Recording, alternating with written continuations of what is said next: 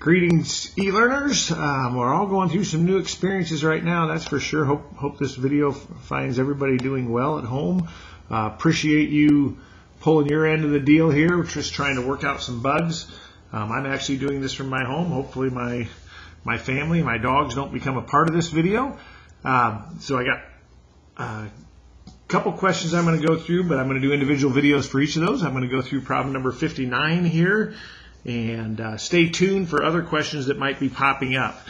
They will be located at the top of the 9.1 lesson of our website, which problems are done. So horizontal, in this section, we're supposed to find the equation of a parabola that has vertex at the origin, much like 57 here, which I was going to go ahead and do, but I'm going to leave it for right now, where we have vertex here, and they give us some information, in this case directrix. So 59 often warrants questions from a number of people, so let's take a look.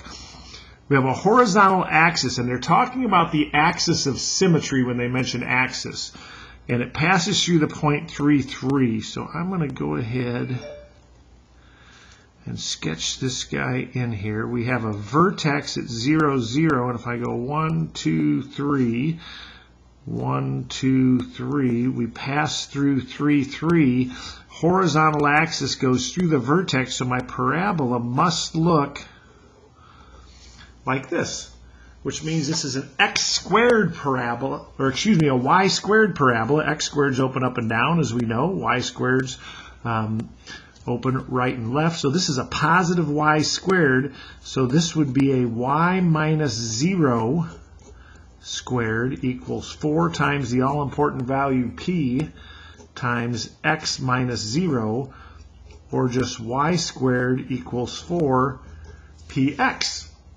And we know all of that just because of the vertex, and we know that it's opening to the right. P is a positive value.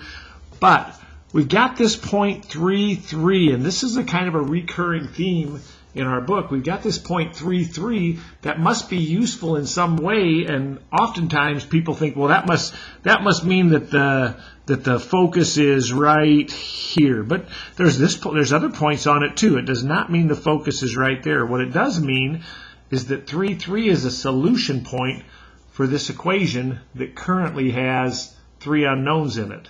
But if I put 3 in for y, I get 3 squared equals 4p times put 3 in for x. Divide both sides by 3, I get 3 equals 4p. And we're supposed to come up with the equation. And I can find the value of p right now. P is 3/4. So if I want to put that point in here on the graph, I could find where 3/4 is and put that point in here. But I'm looking for the equation. So truthfully, if someone said, what's the value of p in this problem? I'd say, who cares? I want to know what the value of 4p is. The value of 4p is 3. Therefore, our equation just becomes, if 4p is 3, this whole thing right here is 3. Our equation becomes y squared equals 3x. And that is it. Hope that's helpful.